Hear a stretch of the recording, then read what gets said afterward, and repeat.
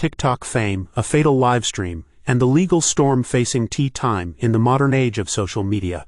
A smartphone camera can turn an ordinary person into a public figure overnight. Platforms like TikTok reward constant engagement, real-time interaction, and unfiltered access to daily life. For some creators, that attention becomes a livelihood. For others, it becomes a dangerous distraction, with consequences that extend far beyond the screen. That reality now sits at the center of a high-profile criminal case involving a TikTok personality known as Tea Tyme, whose real name is Tynesha McCarty-Wroten. Prosecutors allege that her pursuit of live online engagement led to a fatal decision behind the wheel, a decision that ended a life and could permanently alter her own. As the case moves through the legal system, authorities are pushing to keep the influencer behind bars ahead of trial, arguing that her past behavior, alleged actions, and history with traffic violations make her a continued risk to the public. At the same time, the case has ignited broader debates about influencer responsibility, distracted driving, and how far the law should go in holding online creators accountable when real-world harm occurs. From everyday life to online visibility, before her name made headlines, Tynesha McCarty-Wroten lived largely outside the national spotlight. Like millions of Americans, she turned to social media as both an outlet and a connection to others. TikTok in particular offered an easy entry point. No expensive equipment, no professional studio, just a phone and a personality. Under the name Tea Tyme, McCarty-Wroten built a modest but engaged audience. Her live streams were informal and personal, often focused on conversation rather than production value. Unlike polished influencers with massive followings, Tea Tyme's appeal rested on relatability, viewers tuning in to chat, comment, and interact in real time. Live streaming, however, comes with its own pressures. Creators are rewarded for staying live longer, responding instantly, and keeping attention from drifting elsewhere. Unlike pre-recorded videos, live streams demand constant engagement, even when the creator is multitasking in real life. That dynamic would later become a central point in the prosecution's case. The night of the crash, according to court filings, the incident occurred in November at an intersection in Lake County, Illinois. Prosecutors allege that McCarty-Wroten was actively live streaming at the time of the crash, broadcasting to approximately 14 viewers. Authorities claim that while engaging with her audience, she ran a red light, striking 59-year-old pedestrian Darren Lucas as he was lawfully crossing the street. What happened next, prosecutors argue, is what elevates the case beyond a tragic accident. Rather than stopping immediately after impact, McCarty-Wroten allegedly continued moving forward, causing Lucas to be run over. Emergency responders later transported him to a nearby hospital, where he was pronounced dead.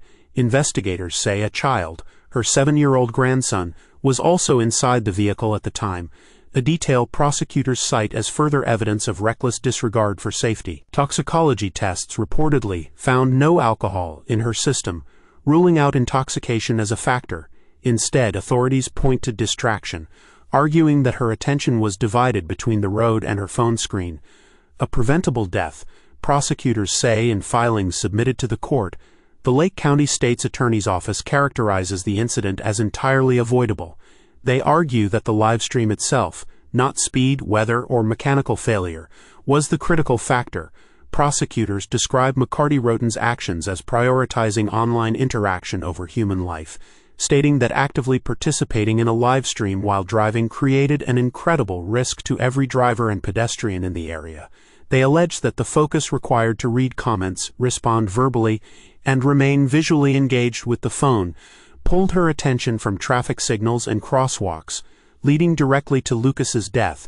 In the legal narrative being presented, the live stream is not a side detail, it is the foundation of the charges. The charges she now faces, McCarty-Wroten has been charged with 2 felony counts: reckless homicide, aggravated use of a communication device, resulting in death.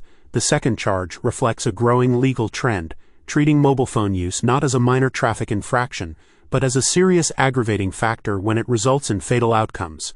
Prosecutors argue that live streaming is even more dangerous than standard phone use, as it requires sustained interaction rather than a brief glance. If convicted, McCarty-Wroten could face significant prison time, along with heavy fines, license revocation, and long-term supervision.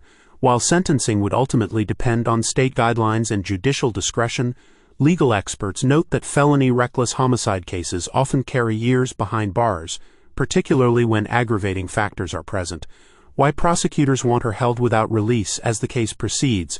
The prosecution has formally requested that McCarty-Wroten remain in custody until trial. Their argument rests on three main points: public safety, past behavior, and risk of noncompliance. A history behind the wheel. Court documents allege that McCarty-Wroten has previously been arrested for driving under the influence and has operated vehicles with a suspended license. Prosecutors say this pattern demonstrates a disregard for traffic laws and court orders. While prior arrests do not equal guilt in the current case, they are often considered when judges assess whether a defendant is likely to re-offend or ignore restrictions if released. Distracted driving as a pattern. The prosecution frames the Livestream crash not as an isolated lapse, but as part of a broader pattern of unsafe driving behavior. They argue that someone who has repeatedly violated driving laws cannot be trusted to follow conditions such as refraining from driving or avoiding phone use. Protecting the public. Ultimately, prosecutors say the risk extends beyond McCarty-Wroten herself. They argue that releasing her before trial could endanger pedestrians, drivers, and even passengers, particularly given her alleged willingness to livestream behind the wheel. In their view, detention is not punishment, but prevention. TikTok fame and the pressure to stay live. Beyond the courtroom, the case has sparked widespread discussion about influencer culture and its unintended consequences. Live streaming blurs the line between personal life and performance. Creators are incentivized to stay online during mundane activities, driving, shopping, commuting, moments traditionally reserved for focus and safety. Unlike passive content consumption, live streaming creates a feedback loop. Comments arrive instantly. Viewers expect acknowledgement. Silence can mean losing attention, engagement, and relevance. Critics argue that platforms have not adequately addressed the risks associated with live content in dangerous settings. While TikTok prohibits distracted driving, enforcement often relies on after-the-fact reporting rather than real-time prevention. In this case, prosecutors argue that McCarty-Wroten willingly accepted that risk in pursuit of online interaction. The victim at the center of the case. While much attention has focused on the defendant, prosecutors emphasize that Darren Lucas remains the central figure in the tragedy. Lucas, a 59-year-old pedestrian, was simply crossing the street when his life was abruptly cut short. Court filings describe his death as sudden, violent, and entirely preventable. For his family, the case is not about social media or legal precedent, it is about accountability and loss. Prosecutors say their decision to pursue detention and felony charges reflects the seriousness of that loss. Possible outcomes: jail, fines, and long-term consequences. If convicted on the felony counts, McCarty-Wroten could face years in state prison, substantial monetary fines, permanent loss of driving privileges, probation or parole supervision, civil wrongful death lawsuits. Even outside of criminal penalties, the financial and reputational damage could be lifelong. Legal defense costs alone can reach six figures, while civil litigation could result in additional settlements or judgments. Her online presence, once a source of community and attention, may also be permanently altered or erased. A case that could set a precedent. Legal analysts note that this case may influence how courts nationwide treat livestream-related crashes.